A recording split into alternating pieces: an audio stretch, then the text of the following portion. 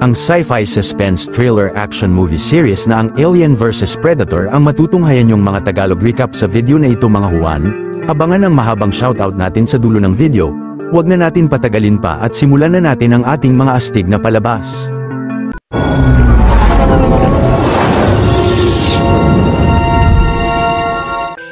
Noong October 1904 sa Antarctica sa Razorback Point Whaling Station, ang isang lalaki ay tumatakbo mula sa isang di makitang nilalang pero nang tatapusin siya nito ay mabilis na inatake ito ng isa pang uri ng nilalang. Makalipas ang 100 taon noong 2004, ang satellite ng Whalan Corporation sa Kalawakan ay biglang nakadetect ng heat signal sa ilalim ng isang isla sa Antarctica at ang mga empleyado mula sa Whalan Industries sa Nebraska ay agad na natanggap ang datos mula sa satellite nila. Makalipas pa ang ilang araw ang environmental technician na si Lex Woods ay habang umaakyat sa kabundukan ng Nepal ay tinawagan ni Max Stafford ng Whalan Industries, binalita sa kanya ng lalaki na nais ng employer nito na pondohan ang foundation ng babae kung makikipagkita siya bukas sa kanila. Pagkatapos ay laking gulat ni Lex na makita si Max sa tuktok ng bundok upang sunduin siya. Sa sunod na eksena ang archaeologist na si Sebastian kasama ang assistant niyang si Thomas ay naghukay sa isang sinaunang istruktura sa Mexico. Subalit takip ng soft drink lang ang natagpuan nila roon at ang employer nila ay inis na tinanggal sila sa trabaho pero si Max ay agad na inalok sina Sebastian ng trabaho sa Whalan Industries. Kinabukasan ay habang nakasakay si Lex sa helicopter ay nakilala niya ang lalaking na-hire ng kumpanya na si Miller na isang chemical engineer. Pagdating nila sa icebreaker ship ng Whalan Industries ay nakilala roon ni Lex sina Verheiden, si Rousseau at ang iba pang mga mercenary ng kumpanya. Pagkatapos ay prinisinta ni Max sa lahat ang employer niya na si Charles Bishop Whalan at pinaliwanag niyang nakaraan lang ay habang naghahanap ng deposito ng mineral ang satellite nila ay nakadiskubre ito ng isang misteryosong istruktura sa ilalim ng Bovetoya Island sa Antarctica. Ayon sa mga eksperto ni Whalan ay posibleng may mga katangian na tulad sa Aztec, Cambodian at Egyptian ang istruktura pero hindi nila matukoy kung kailan at sino ang nagtayo nito. Si Sebastian naman ay nasabing naniniwala siyang totoo ang mga nasabi ng mga eksperto na ang piramid ay binubuo ng 3 kultura at ito ay posibleng tinayo ng unang sibilisasyon. Subalit nasabi ni Lex na kailangan ng lahat ng 3 linggong training para sa operasyon nila sa Bovetoya Island dahil kung malagay sila sa panganib ay hindi sila makakahingi ng tulong sapagkat 1,000 milya ang layo ng isla mula sa pinakamalapit na lupain. Nasagot ni Whalan na kailangan na nilang umaksyon agad dahil posibleng maunahan pa sila ng iba at sinabi niya sa lahat na sulit ang paghihirap nila dahil sa madidiskubre nila sa isla. Inis na nasabi ni Lex na maghanap na lang sina Whalan ng ibang guide sa operasyon ngunit ilang saglit lang ay nalaman niya kay Max na baguhan ang ipapalit nila sa kanya. Agad na sinabihan ni Lex si Whalan na mas malaki ang posibilidad na mapahamak ang lahat sa operasyon ng dahil sa desisyon nila ngunit hindi nangangamba rito ang matanda dahil malaki ang tiwala niya sa galing ng mga tauhan niya. Maya-maya ay napilitan si Lex na ipagpatuloy ang pagiging guide nila sa misyon nila sa isla at sinabihan niya ang buong grupo na sundin ang mga tagubili niya upang hindi sila mapahamak. Sa kasalukuyan na yun ng isang misteryosong spaceship sa labas ng Earth ay biglang nag-release ng napakalakas na energy beam sa planeta. Maya-maya ay sakay ng mga sasakyang pangnyebe at mga sasakyang panghukay ng grupo ay nagsimula na silang pumunta sa Bovetoya Island. Get ready to be blown away by Take Me Out, the high-octane, seductive action thriller that redefines danger and desire. Starring Filipina power play fighter, Deadly Grace. Explosions, seduction, revenge. She's not asking for mercy. She's taking them all out. Watch it now via the link in the comment section and get 15% off when you use the Viewpoint promo code. Hindi nagtagal ay narating nila ang whaling station na naging abandonado na ng 100 taon at ayon sa satellite data ng Whalan Industries ay napag-alaman ni Lex na nasa ilalim ng istasyon ang pyramid. Pagkatapos ay nadaanan nila sa lugar ang malaking kalansay ng isang balyena subalit kalaunan ay nakita nila sa gitna ng whaling station ang napakalalim na butas na diretso papunta sa pyramid. Ayon naman sa leader ng drilling team na si Quinn ay malamang ay isang napakalakas at napaka-high-tech na equipment ang bumutas roon pero si Whalan ay sinabihan ng lahat na bababa sila sa ilalim. Ilang saglit nang naghahanda na ang grupo sa pagbaba nila sa butas ay napansin ni Lex na may malalang sakit pala si Whalan kaya't sinabihan niya siya na maghintay na lang sa barko. Pero nasagot ng matanda na bago siya mawala ay nais niyang maalala ng lahat dahil sa madidiskubre nila sa ilalim kaya't hindi siya maaaring hindi sumama sa kanila. Ilang saglit ay nagsimula na sina Whalan na bumaba sa malaking tunnel at nang aksidenteng naputol ang lubid ng matanda ay mabilis na tinaga ng babae ang hood ng jacket niya upang maligtas siya. Makalipas ang ilang oras ay nagawang makababa ng grupo sa hangganan ng butas at napansin ni Wayland na wala ang ibang grupo roon na ang hinihinala nilang bumutas sa tunnel.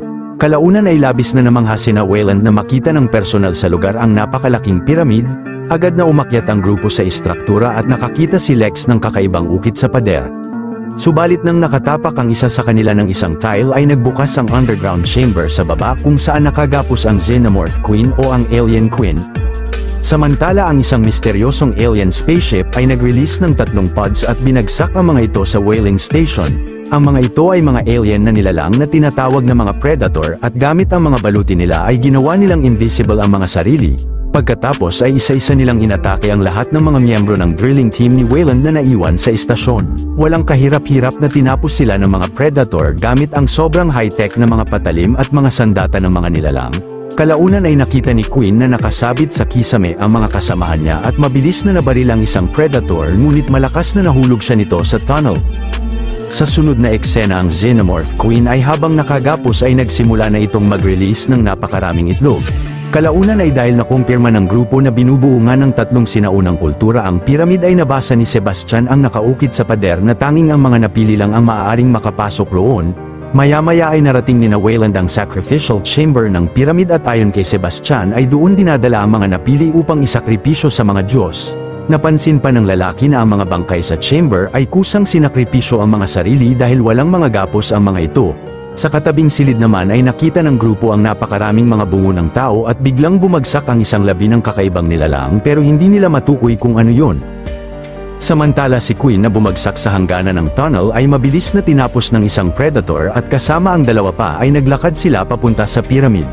Maya-maya si Max ay napansin na may isa pang silid sa ilalim ng sacrificial chamber at sinabihan ni Wayland ang karamihan na puntahan ito habang sina Thomas at Rousseau ay iniwan nila roon upang mag-imbestiga pa. Dahil sa paggabay ni Lex ay natunto nila ang silid sa ilalim at nakakita sila roon ng isang sarcophagus na may combination lock. Napansin ni Sebastian na nakaset ang lock sa taong 1904 at naisipan niyang iset yon sa kasalukuyang panahon. Biglang nagbukas ang sarcophagus at nakakita sina Sebastian rito ng mga kakaibang kagamitan na hindi rin nila matukoy kung ano ang mga ito.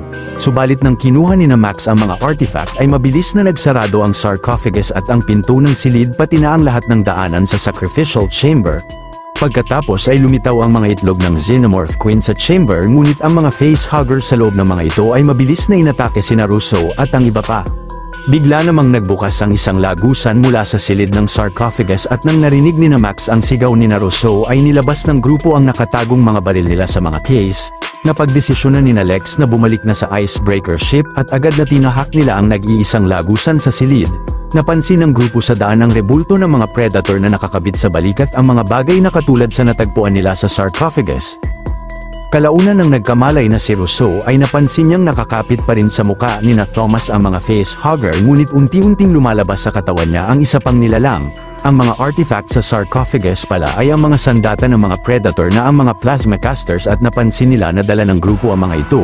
Mabilis na pinatumba ng mga predator ang dalawang mercenary ni Wayland sa daan subalit biglang gumalaw ang mga pader at mga sahig ng pyramid na tila isang puzzle. Dahil sa nangyari ay nagkahiwa-hiwalay ang buong grupo ni Wayland at ang mercenary na si Connors ay mag-isang na-trap sa kabilang chamber. Nang napunta si Connors sa kalapit na tunnel ay nahulog ng lalaki ang baril niya at mabilis na inatake siya ng isang Xenomorph mula sa itaas. Kalaunan si Sebastian ay dahil sa nakita niyang mga nakaukit sa sarcophagus ay na-realize niyang gumagalaw ang mga pader at sahig ng pyramid tuwing 10 minuto. Sina Miller at Verheiden naman ay tinahak ang nagbukas na tunnel malapit sa chamber nila at nakita ng lalaki sa daan ang baril ni Connors, ngunit biglang nahulog siya sa mababang palapag ng tunnel at nagsarado na ito paglapit ni Miller. Pagkatapos ay mabilis na inatake si Miller ng isang Xenomorph mula sa itaas at si Verheiden ay na-corner ng ilang mga alien at inatake rin siya ng mga ito. Samantala sina Lex ay tinahak ang pinto na nagbukas mula sa chamber nila at nang nahulog ni Wayland ang dala niyang plasma caster ay pinalagay ito ng babae sa bag niya. Subalit si Max ay mabilis na inatake ng net ng isang predator at pinatalsik ng nilalang sina Wayland at Lex. Sinipa pa ang babae ng isang invisible na predator pero mabilis na sinaksak ito sa likod ng isang xenomorph, habang sakal naman ng predator si Sebastian ay malakas na tinarak ng nilalang ang sibat niya kay Max na kinatapos nito. Pagkatapos ay inatake ng xenomorph ang predator at sina Sebastian ay nagmadaling tumakas sa chamber. Kalaunan ang predator ay napatalsik ng matindi ang alien pero nang inatake uli siya ng kalaban ay naputol niya ang buntot nito at hinagis ng malakas. Natalsikan ng predator ng asidong dugo ng xenomorph kaya tinanggal niya ang kanyang baluti at agad na inatake niya ng net ang kalaban, subalit nagawang makawala ng alien sa net at mabilis na tinapos ang predator gamit ang energy nito. Kalaunan sa pagtakbo ni Lex ay biglang nahirapang huminga si Wayland at naabutan sila ng isa pang predator. Sinabihan ng matanda ang dalawa na iwan na siya roon at mabigat ang kalooban na hinila ni Sebastian si Lex. Pero nang inatake ng predator si Wayland ay napansin ng nilalang ang malalang sakit niya kaya't pinakawalan siya nito. Gamit naman ang gas tank ni Wayland ay matapang na sinunog niya ang predator subalit galit na tinapos na siya ng nilalang. Pagkatapos ay gamit ang malaking shuriken ng predator ay magaling na tinapos niya ang isang facehugger at ang isang xenomorph na aatake sa kanya. Hindi nagtagal ay nagsimula na uli gumalaw ang sahig ng pyramid at nagmadaling tinahak ni Lex at Sebastian ang isang lagusan bago ito magsara at bago sila matamaan ng shuriken ng predator. Kalaunan ay mula sa isang maliit na butas ay nakita ni Lex ang nilalang na ginamit ang daliri ng xenomorph upang gumuhit sa helmet at sa noo nito. Pinaliwanag ni Sebastian na noong unang panahon ay minamarkahan ng mga mandirigma ang mga sarili nila ng dugo mula sa napatay nila bilang ritual. Ngunit nang nalingat ang dalawa ay biglang inatake ang predator ng isa pang facehugger pero nagawa niyang makasurvive sa atake ng kalaban. Sa kasalukuyan na yun ay nagising si Miller na nakabaon ng buong katawan sa isang pader na kasama si Verheiden. Nang aatakihin siya ng isang facehugger ay nagmadaling kinuha niya ang baril ni Verheiden upang tapusin ito subalit napansin ng lalaki na mas marami pang facehugger ang naglalabasan sa mga itlog. Maya-maya mula sa mga nakaukit sa sahig at sa pader ay nalaman ni Sebastian na ang mga predator ay mga teenager pa lang at pinadala sila roon upang patunayan nilang karapat-dapat silang tumuntong sa wastong edad. Kaya't wala silang dalang mga baril ay kailangan nila itong makuha sa sarcophagus. Nalaman pa ni Sebastian na ilang libong taon na ang nakalipas nung nadiskubre ng mga predator ang Earth ay tinuruan nila ang mga tao na magtayo ng mga istruktura at sinamba nila sila bilang mga Diyos. Tuwing 100 taon ay bumabalik ang mga predator sa planeta at ang mga tao ay sinasakripisyo ang mga sarili nila upang ipalahi sa mga xenomorph na ang tutugisin ng mga predator sa pangangaso nila, nang sa gayon ay mapatunayan nila na karapat-dapat silang maging ganap na mangangaso o mga hunter. Subalit nang na-overpower ng mga alien ang mga predator ay pinasabog nila ang buong syudad upang makasigurado na walang matitira sa mga ito pero pati ang buong sibilisasyon ay naubos rin. Na-realize ni Sebastian na ang heat signal ay paraan ng mga predator upang mapapunta sila sa pyramid at magamit sila sa pagpapalahi sa mga alien. Ang buong nangyayari roon ay isang patibong at kung wala sila ay hindi magsisimula ang pangangaso ng mga predator. Kalaunan ay minungkahi ni Lex na ibigay nila ang mga plasma caster sa mga predator upang kalabanin ang mga xenomorph, nang sa gayon ay makasigurado sila na hindi makakarating sa buong planeta ang mga ito. Sumang-ayon si Sebastian sa babae at nasabing dapat na kaibiganin nila ang kalaban ng kalaban nila. Nang 10 minuto na naman ang nakalipas ay nagbukas ang isang pinto sa di kalayuan at agad na tinahak ito ng dalawa.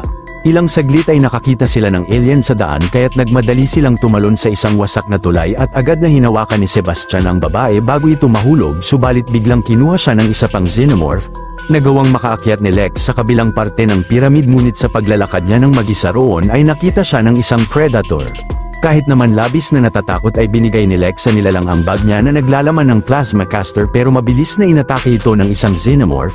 Nang si Lex naman ang inatake ng kalaban ay tinarak niya rito ang nahulog na sibat ng predator at kahit pakamuntikan siyang matamaan ng energy ng alien ay nagawa niya itong mapabagsak. Ang predator naman ay agad na pinasabugan ang iba pang xenomorph na papunta sa lokasyon nila gamit ang plasma caster niya. Matapang na sinabihan ni Lex ang nilalang na sasama siya sa kanya. Pero naisipan ng predator na kunin ang ilang parte ng xenomorph na tinapos ng babae upang gawing kalasag at sibat niya bago siya pasamahin ng nilalang. Maya-maya ay narating ni Lex ang pugad ng mga alien kung nasaan ang labi ni Miller at kinuha niya ang baril sa sahig. Nakita pa roon ng babae si Sebastian na nakabaon na rin sa pader ngunit napansin ng predator na pinasukan na ito ng alien sa katawan. Sinabihan ni Sebastian si Lex na huwag hayaang makalabas ng pyramid ang mga xenomorph at kahit napakabigat sa kalooban ay binaril siya ng babae. Pero paglabas ng alien kay Sebastian ay mabilis na tinapos ito ng Predator at nang napansin niyang palabas na ang maraming facehugger sa mga itlog ay nag-iwan siya ng bomba sa chamber. Sa kasalukuyang yon ang ilang mga xenomorph ay sumugod sa chamber ng Alien Queen at gamit ang mga asidong laway ng mga nilalang ay tinunaw nila ang mga kadena ng Reyna. Hindi nagtagal ay nagawang makawala ng higanteng Xenomorph Queen mula sa mga gapos niya habang sina Lex ay nagmadaling tumakbo sa hangganan ng tunnel. Nang biglang inatake ang Predator ng isang alien ay binaril ito ng drilling gun ni Lex at agad na sumakay sila sa sled ng tunnel upang mabilis na makabalik sila sa taas at bago sumabog ang bomba ng napakalakas sa buong istruktura. Pagdating ng dalawa sa whaling station ay sumabog rin ang mga kalupaan at malaking parte ng lugar kaya't patuloy na tumakbo sila palayo habang mabilis na gumuguho ang sahig. Nagtagumpay sina Lex na makalayo sa nawasak na istasyon at ang Predator ay tinanggal ang helmet niya. Pagkatapos ay mula sa natabi nitong daliri ng Xenomorph ay gumuhit ang nilalang ng marka sa pisngi ng babae. Subalit biglang lumabas sa ilalim ang dambuhalang Alien Queen at inatake ito ng Predator pero hinampas siya ng buntot ng kalaban ng ilang beses. Si Lex naman ay matapang na sinaksak ang higanting nilalang na kinabagsak nito sa kalapit na bahay. Ngunit agad na bumangon at hinabol ng Xenomorph Queen si Lex kaya't nagmadaling tumakbo ang babae sa ilalim ng water tank. Mabilis na sinaksak ng Predator ang Alien Queen ng sibat sa ulo at pinagtulungan nila ni Lex na ikabit ang kadena ng kalaban sa water tank ng istasyon. Nang biglang nasaksak ang Predator ng Alien Queen ay hinulog ng babae ang water tank sa kalapit na bangin upang mahila nito ang dambuhalang nilalang papunta sa nagyayelong dagat at malunod siya sa kaila-ilaliman. Ngunit kalaunan ay binawian na ng buhay ang Predator mula sa saksak niya at biglang nagpakita sa lugar ang napakalaking spaceship nila. Kinuha ng iba pang mga Predator ang labi ng kasamahan nila at napansin ng leader ang marka sa pisngi ni Lex. Kaya't binigyan nito ang babae ng isang high-tech na sibat bilang pasasalamat at nagsimula na silang umalis sa planeta. Pero nang nasa kalawakan na ang spaceship ng mga Predator ay lumabas sa dibdib ng kasamahan nila ang isang Predalien. Dito na nagwawakas ang istorya ng pelikula.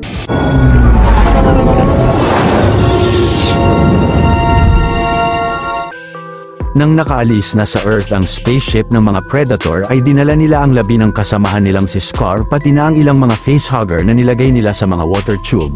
Subalit biglang lumabas sa dibdib ni Scar ang Predalien o ang nilalang na halong lahi ng Xenomorph Alien at Predator.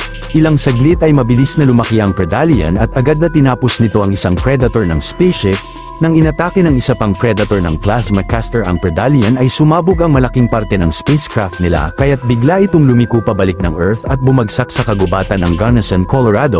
Kalaunan ng nagkamalay ang Predator ay nakita niyang nagawang makatakas ng mga facehugger sa mga tube ng mga ito subalit nang nagpadala siya ng distress signal sa planeta nila ay mabilis na tinapos siya ng Predalien. Ang mag-amang sina Buddy at Sam na nagkataong nangangaso sa kakahuyan ay nakita roon ang nag-crash na spaceship ng mga Predator. Nagmadaling umalis sina Buddy at Sam sa lugar upang i-report sa sheriff ang nakita nila subalit agad na inatake ang mag-ama sa muka ng mga facehuggers. Samantala ang binatilyong si Ricky ay na-assign ng boss niya na mag-deliver ng pizza sa bahay ng crush at classmate niyang si Jesse. Pagpasok ni Ricky sa bahay ay nilait ang uniform niya ng boyfriend ni Jesse na si Dale pero paasar na nasagot niyang mahilig pala siya sa mga sausage. Nilagay ni Ricky sa kusina ang mga pizza ngunit paglabas niya ay galit na sinuntok siya ni Dale at tinapon sa sewers ang mga susi ng sasakyan niya. Sa sunod na eksena ang sheriff ng Gunnison na si Morales ay pinick up ang kaibigan niya at ang kapatid ni Ricky na si Dallas matapos makalaya ng lalaki sa kulungan upang ihatid siya sa bahay nila. Samantala ang sundalong si Kelly ay nakauwi na sa pamilya niya matapos ang ilang taon na serbisyo niya sa US Army. Maya-maya sa tahanang planeta ng mga Predator ay natanggap ng mandirigmang Predator na si Wolf ang distress signal at nagmadali siyang pumunta sa Earth. Kalauna nang nagkamalay na sina Buddy at Sam ay biglang lumabas sa mga dibdib nila ang mga chest bursters o ang mga sanggol na Xenomorph. Sa sunod na eksena ang isang pulis ay pinuntahan ng sewers ng Gunnison upang paalisin ang mga homeless na naninirahan roon ngunit ang alagang aso ng mga ito ay biglang dinala sa lugar ang naputol na kamay ni Buddy. Dahil sa report ng pulis ay pumunta si Sheriff Morales sa kagubatan ngunit sasakyan lang ni Buddy ang natagpuan niya sa lugar. Maya-maya habang naninirahan pa rin sa sewers ang grupo ng mga homeless ay biglang inatake sila sa muka ng ilang mga facehuggers. Ang isang babaeng homeless naman ay walang awang tinapos ng Predalien. Ilang saglit nang umuwi si Ricky sa bahay nila ay nakita niyang nakalaya na pala sa kulungan ang kuya niya pero agad na napansin ni Dallas ang sugat niya sa muka. Inamin ng binatilyo na ginulpi siya ni Dale at tinapon nito sa sewers ang mga susi ng truck niya pero ang kapatid ay sinabihan si Ricky na hahanapin nila ang mga susi niya. Nang pinasok ng magkapatid ang sewers ay narating nila ang parte ng lugar kung saan naninirahan ang mga homeless at hindi nagtagal ay nahanap ni Ricky roon ang mga susi niya. Biglang nakakita ang binata ng isang alien sa di kalayuan pero inakala ni Dallas na isa itong daga at umalis na sila sa sewers. Maya-maya ay nakarating na sa Earth ang Predator na si Wolf at bumagsak siya sa isang lawa ng Gunnison. Agad na pinuntahan ni Wolf ang bumagsak na spacecraft nila at mula sa helmet ng napaslang na kasamahan niya ay nalaman niyang isang Predalien pala ang umatake sa spaceship.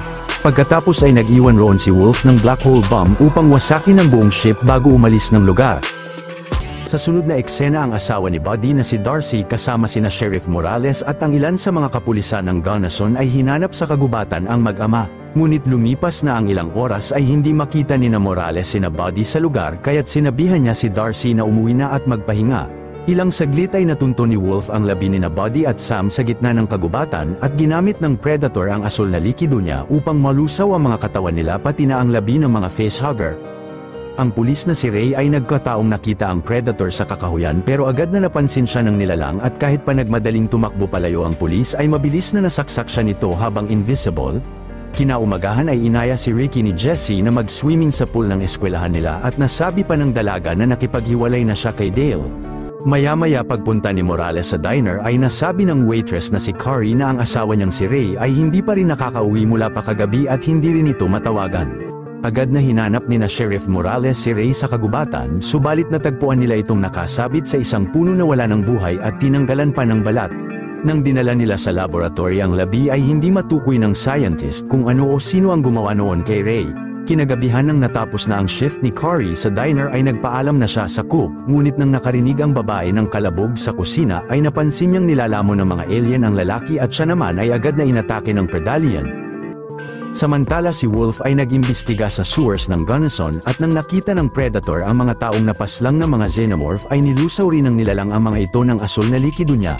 Agad na napansin ng Predator ang mga xenomorph sa sewers kaya't nagkabit siya ng mga device sa mga pader. Pagkatapos ay inactivate ni Wolf ang mga laser barrier niya nang naglabasan ng mga xenomorph alien sa sewers at pinasabugan niya ng plasma casters ang karamihan sa mga kalaban. Matapang na nakipagsagupaan ng mag-isa ang Predator sa mga xenomorph ngunit kalaunan ay malakas na napatalsik siya ng Predalien at nagmadaling tumakas ang kalaban sa sewers. Si Wolf naman ay agad na bumangon at lumabas rin ng sewers upang habulin ang Predalien papunta sa malaking nuclear power plant ng Gunnison. Samantala sina Ricky at Jesse ay palihim na pumasok sa swimming pool facility ng eskwelahan nila at nagkahalikan silang dalawa roon. Ang Predator naman ay pinasabugan ang Predalien sa planta ngunit nagagawa nitong makaiwas sa mga atake niya at walang awang tinapos ang isang empleyado ng pasilidad. Ilang saglit ay nagawang mahulog si Wolf ng Predalien sa mababang palapag ng power plant at sa sobrang galit ay pinasabugan ng Predator ang kalaban ng plasma caster ng maraming beses ngunit nakatakas ito. Dahil sa nagawa ng Predator ay biglang nawala ng power supply ang buong Gunnison County habang sina Dale ay sinugod sina Ricky sa eskwelahan at nahulog sila sa swimming pool. Nang nawalan rin ng kuryente ang eskwelahan ay biglang lumangoy sa pool ang isang alien at nilamon ang isa sa kasamahan ni Dale. Nagmadaling tumakbo palayo sina Ricky ngunit ang isa pang kaibigan ni Dale ay naabutan at nilamon rin ng alien bago sila makalabas ng gusali. Ilang saglit ang Predator ay tinapos ang xenomorph at hinulog ang kalaban sa pool kasama ng mga taong napaslang ng nilalang at sinabuyan niya ito ng asido. Samantala si Darcy ay pumasok sa diner upang kamustahin ang kalagayan ni Carrie dahil sa pagkawala ng kuryente ngunit labis na natakot siya na makitang naglabasan ng tatlong alien sa tiyan ng labi nito. Maya-maya nang sumugod ang mga bombero sa power plant ay rumisponde rin sa lugar si Morales na kasama si Dallas at sinabihan ng sheriff ang headquarter na palikasin ang mga tao sa buong bayan at papuntahin ang mga National Guard upang tulungan sila. Pagkatapos ay balisang sinabi ni Ricky kina Dallas na may nilalang na umatake sa kanila at agad na pinuntahan ng kapatid niya ang eskwelahan na kasama si Sheriff Morales. Napansin ng dalawa na nagkalat ang mga dugo sa iba't ibang parte ng eskwelahan na labis na kinagulat nila at naisipan ni Morales na tumawag ng backup sa headquarter ngunit walang sumasagot sa tawag niya. Sa kasalukuyan na yun ang anak ni Kelly na si Molly ay biglang nakakita ng isang alien sa labas ng bahay nila at pagtingin ng asawa niya sa bintana ay mabilis na inatake ito ng nilalang. Si Kelly naman ay napilitang itakbo ang anak niya palayo ng bahay nila.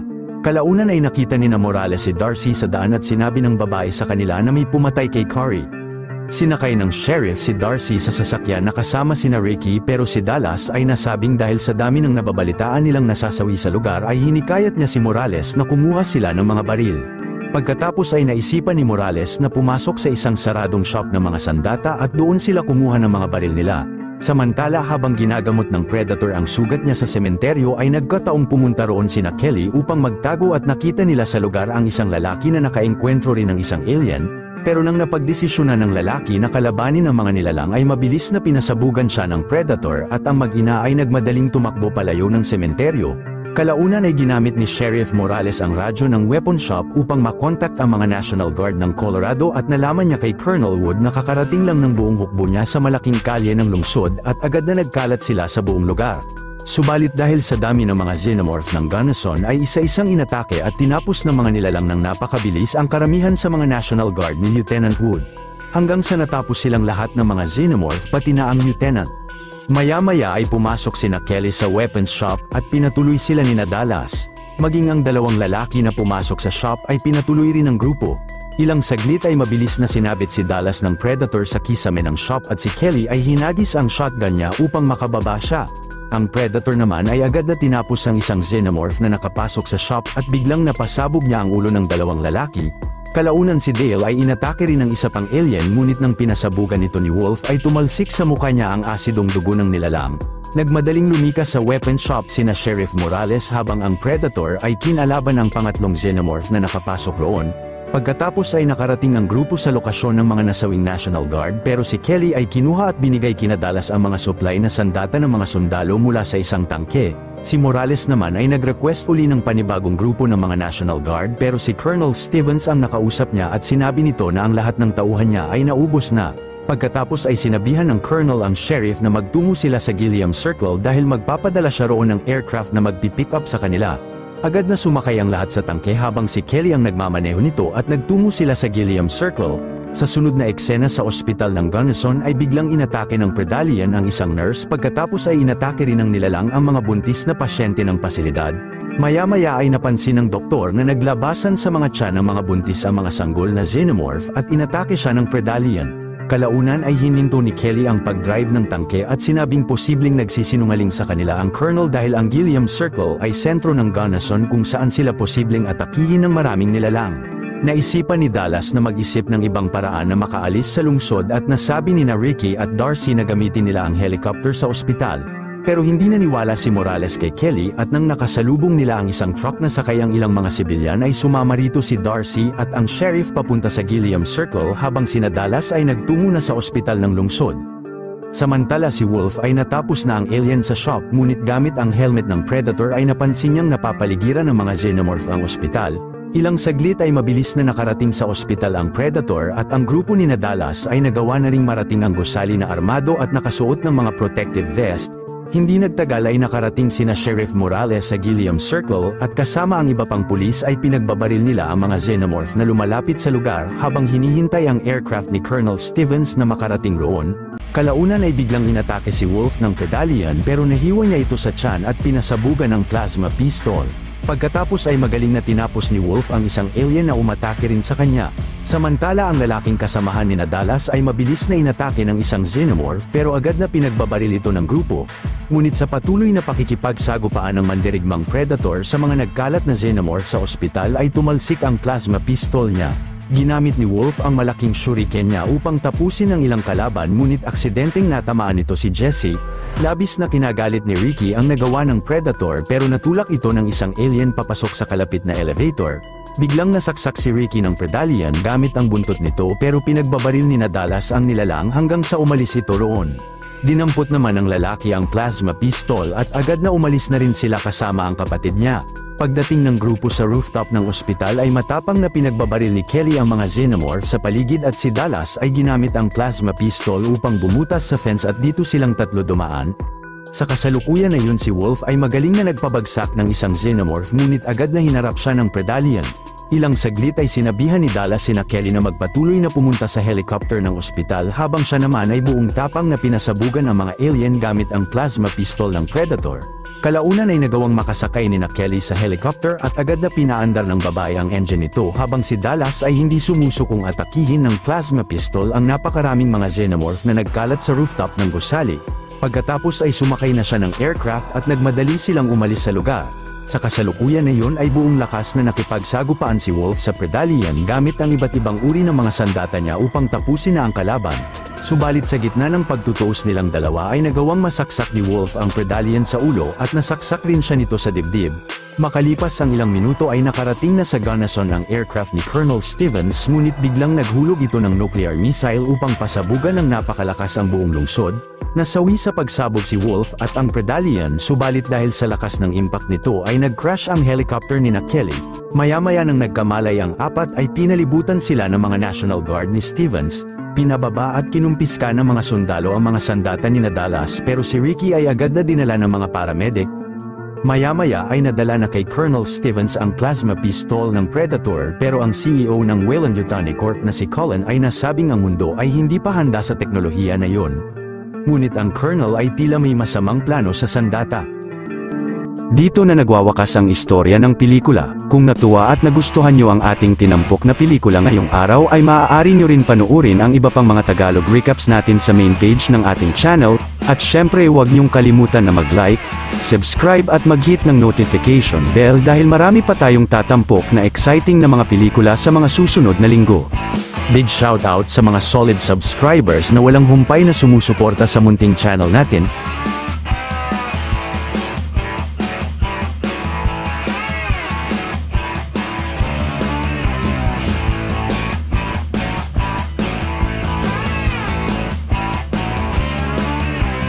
Thank you po and God bless sa inyong lahat. See you on the next one mga Juan.